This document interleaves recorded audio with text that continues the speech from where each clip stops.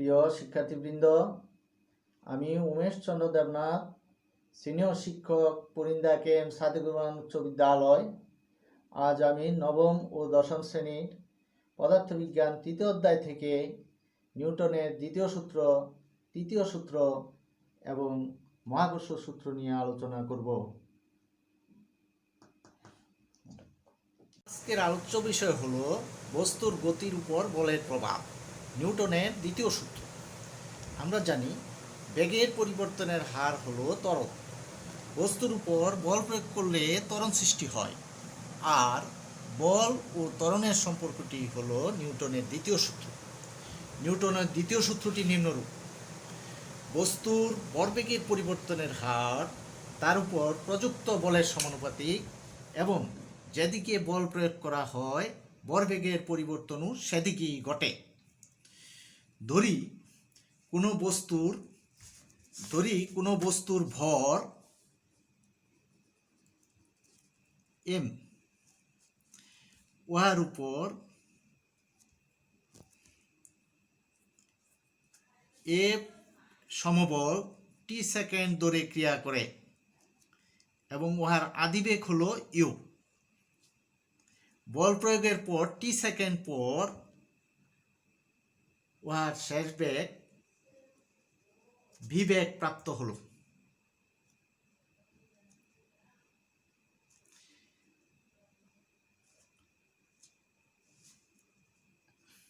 কাজেই ভরবেগের পরিবর্তন এমবি মাইনাস এমইউ। ভরবেগের পরিবর্তনের হার m b minus m u by t equal to m into v minus u by t equal to m a. এখানে বেগ পরিবর্তনের হার হলো ত্বরণ, a equal to v minus u by t. নিউটনের দ্বিতীয় সূত্র অনুসারে এ বেরিজিয়াস এমএ। একে সমীকরণ হিসাবে লিখলে সমানুপাতিক ধ্রুবক কে লিখতে হবে। সুতরাং f equal to k m a, 1 নং সমীকরণ। নিউটনের দ্বিতীয় সূত্র দিয়ে বলের পরিমাপ করার ক্ষেত্রে সমানুপাতিক ধ্রুবক কে এর মান 1 ধরা হলে যেটা পাবো সেটাই বলের পরিমাপ। সমীকরণ এ কে ইকুয়াল টু 1 বসায়া পাই f equal to m a, অর্থাৎ বল ইকুয়াল টু ভর ইন্টু ত্বরণ। বলের একক হচ্ছে নিউটন, বলের মাত্রা এম এল টি ইনভার্স 2। এখন বলের মাত্রা F equal to M L T inverse 2 কীভাবে আসলো লক্ষ্য করো। বল ইকুয়াল টু ভর ইন্টু ত্বরণ সমান ভর ইন্টু বলের মাত্রা F equal to M L T inverse 2 কীভাবে আসলো লক্ষ্য করো। বল সমান সমান ভর গুণন ত্বরণ।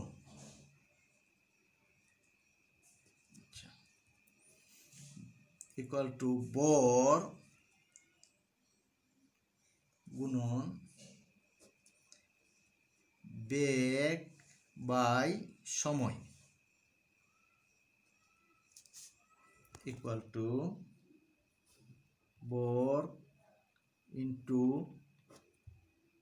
বেগ সমান দৈর্ঘ্য বাই সময়।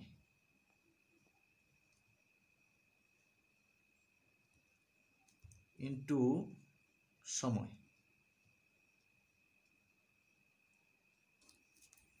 ইকুয়াল টু ভর ইন্টু দৈর্ঘ্য বাই সময় স্কয়ার। আমরা জানি ভরকে এম, দৈর্ঘ্যকে এল, দৈর্ঘ্যের মাত্রা হলো এল, সময়ের মাত্রা টি। তাহলে সময় স্কয়ার মানে t square equal to M L t square সমান এম এল টি ইনভার্স 2, অর্থাৎ f third bracket equal to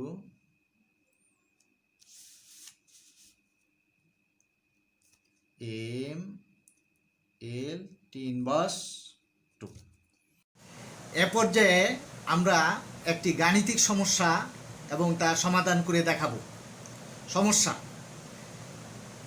500 KG ভরের একটি private car 30 metre per second বেগে চলছিল। চালক হঠাৎ এক পথচারীকে দেখে ব্রেক কষল, ফলে 10 সেকেন্ডে কারটি থামল।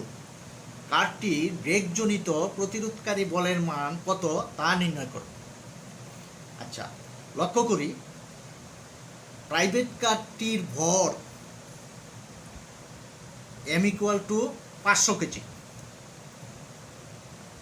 প্রাইভেট কারটি যেহেতু 30 মিটার পার সেকেন্ড বেগে চলছিল, সুতরাং উহার আদি বেগ u equal to 30 metre per second. পথচারীকে দেখে যেহেতু চালক ব্রেক কষল এবং কারটি থামল, সুতরাং কারটির শেষ বেগ v equal to 0 metre per second. যেহেতু গাড়িটি 10 সেকেন্ডে থামল, সুতরাং সময় গাড়িটি থামার সময় t ইকুয়াল টু 10 সেকেন্ড। ব্রেকজনিত প্রতিরোধকারী বলের মান F ইকুয়াল টু কত আমরা নির্ণয় করি। প্রতিরোধকারী বল নিউটনের দ্বিতীয় সূত্র থেকে আমরা জানি বল F equal to ma equal to m into b minus u by t. এখানে এ সমান b minus u by t, অর্থাৎ বেগের পরিবর্তন বাই সময়। এখন m equal to 500 kg, b equal to 0 যেহেতু থেমে গেল, আর u equal to 30 metre per second, t equal to 10 second বসায়া সমাধান করে পাই f equal to minus 1500 newton. এখানে এই ঋণাত্মক চিহ্ন বিয়োগ চিহ্নটি বলের বিপরীত দিকে সরণ নির্দেশ করে। সুতরাং ব্রেকজনিত প্রতিরোধকারী বলের মান 500 নিউটন। এ পর্যায়ে নিউটনের তৃতীয় সূত্র নিয়ে আলোচনা করব। তৃতীয় সূত্র: যখন একটি বস্তু অন্য একটি বস্তুর উপর বল প্রয়োগ করে, তখন সেই বস্তুটিও প্রথম বস্তুটির উপর বিপরীত দিকে সমান বল প্রয়োগ করে। অন্য কথায় প্রত্যেক ক্রিয়ারই একটি সমান ও বিপরীতমুখী প্রতিক্রিয়া থাকে। যেমন আমরা হাঁটার সময় পা দিয়ে মাটিকে ধাক্কা দিই, এটি হলো ক্রিয়া, এবং মাটিও পায়ের তলায় উপরের দিকে একটি ধাক্কা দেয়, এটি হলো প্রতিক্রিয়া। তাছাড়া বন্দুক হতে গুলি ছুড়লে গুলির উপর প্রযুক্ত বল হলো ক্রিয়া, এবং গুলি সামনের দিকে গতিশীল হয় এবং বন্দুকও পিছনের দিকে গতিশীল হয়, এটি হলো প্রতিক্রিয়া। ক্রিয়া এবং প্রতিক্রিয়া পরস্পর সমান এবং বিপরীত হয়। এখন মহাকর্ষ বল সম্বন্ধে একটু ধারণা দেওয়া হলো। পরবর্তী ক্লাসে তোমরা এ ব্যাপারে বিস্তারিত জানতে পারবে। ভর আছে এমন যে কোনো বস্তু অন্য বস্তুকে মহাকর্ষ বল দিয়ে আকর্ষণ করে। যেমন চন্দ্র এবং সূর্যের মধ্যকার আকর্ষণ বল হলো মহাকর্ষ বলের একটি উদাহরণ। ধরা যাক m1 এবং m2 ভরের মধ্যকার দূরত্ব r, এদের মধ্যকার আকর্ষণ বল F। তাহলে নিউটনের মহাকর্ষ সূত্র অনুসারে F equal to G into m1m2/r²। এখানে জি হলো মহাকর্ষীয় ধ্রুবক, এর মান হচ্ছে 6.67 into 10⁻11 newton metre square KG inverse 2। ধরি দুইটি ভরের একটি পৃথিবী এবং তার ভর এম, এবং পৃথিবীর উপর অন্য একটি বস্তু যার ভর এম। তাহলে পৃথিবী এম ভরকে তার কেন্দ্রের দিকে এফ বলে আকর্ষণ করবে, এবং F equal to G into m/r², যেখানে আর হলো পৃথিবীর কেন্দ্র থেকে এম ভরের বস্তুর দূরত্ব। এই বলই বস্তুর ওজনের সমান, এবং জি হলো মহাকর্ষীয় ধ্রুবক, এর মান পূর্বে বলা হয়েছে। আবার আমরা জানি ওজন ইকুয়াল টু ভর ইন্টু অভিকর্ষ ত্বরণ ইকুয়াল টু mg, অতএব F ইকুয়াল টু mg। এ অবস্থায় আমরা লিখতে পারি mg equal to G mm/r²। সুতরাং অভিকর্ষ ত্বরণ g equal to G m/r²। এখানে পৃথিবীর ভর m equal to 5.98 into 10⁻24 KG. পৃথিবীর ব্যাসার্ধ r equal to 6.37 into 10⁻6 metre. সুতরাং g equal to gm/r²। G এবং এম এর মান ও আর এর মান বসাইয়া সমাধান করে আমরা পাই g equal to 9.8 metre per second square. এ পর্যায়ে একটি সমস্যা নিয়ে আলোচনা করা হলো।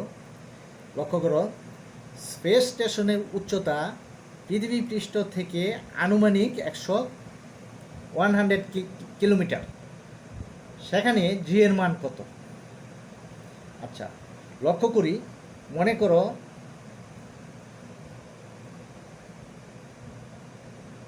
এটি হলো পৃথিবী,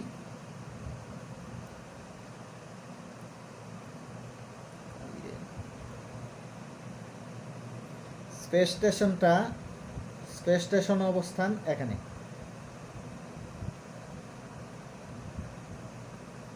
স্পেস স্টেশন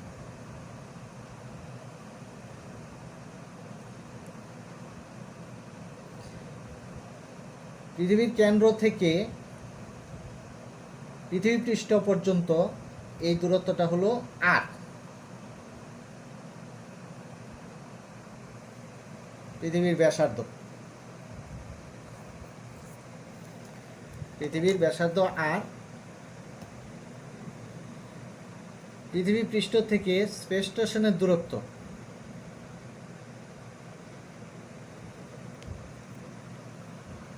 আর সমান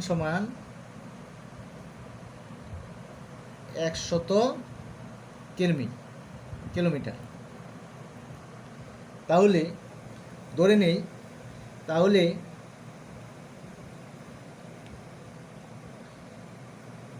স্পেস স্টেশনে অভিকর্ষ ত্বরণ মনে করি জি ড্যাশ।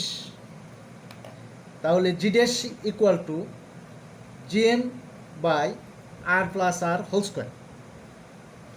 এখানে আর হলো পৃথিবীর ব্যাসার্ধ 6000 কিলোমিটার প্রায় ধরে নিই। স্পেস স্টেশনের উচ্চতা, পৃথিবী পৃষ্ঠ থেকে স্পেস স্টেশন উচ্চতা আর সমান 100 কিমি। সুতরাং g prime equal to gm/r+r² equal to gm/r²। এখান থেকে r² যদি কমন নেই তাহলে আমরা পাচ্ছি 1 + r/r²। আমরা জানি g m by r square equal to g, তাহলে g prime equal to g by 1 + r by r whole square.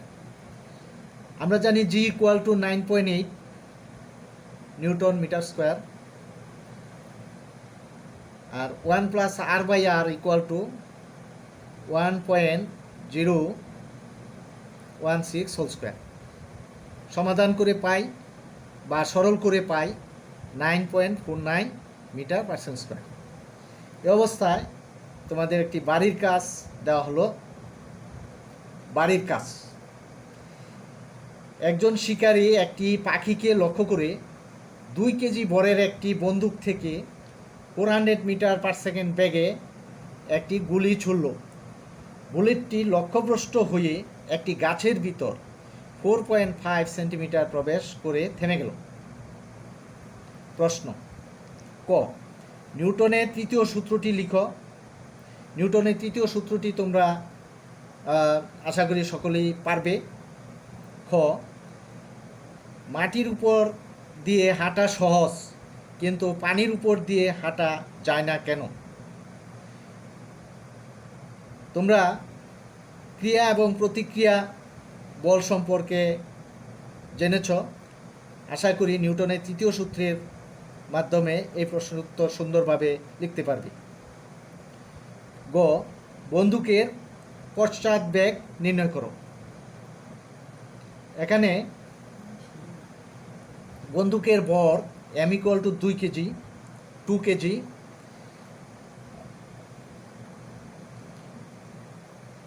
বন্দুকের আদিবেগ 0 মিটার পার সেকেন্ড। গুলির আদিবেগ 400 মিটার পার সেকেন্ড এবং গুলি ছোড়ার পর যেহেতু গাছের ভিতর 4.5 সেন্টিমিটার প্রবেশ করে থেমে গেল, সুতরাং অতিক্রান্ত দূরত্ব এস সমান হবে 4.5 সেন্টিমিটার এবং যেহেতু বুলেটটি থেমে গেল, সুতরাং বুলেটের শেষ বেগ হলো বি। উক্ত তথ্য ব্যবহার করে বন্দুকের পশ্চাৎ বেগ নির্ণয় করতে পারবে।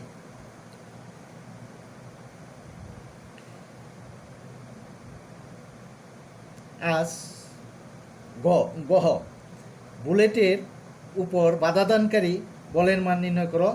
উক্ত দূরত্ব অতিক্রম করতে কত সময় লেগেছিল তা নির্ণয় করো। ধন্যবাদ সকলকে।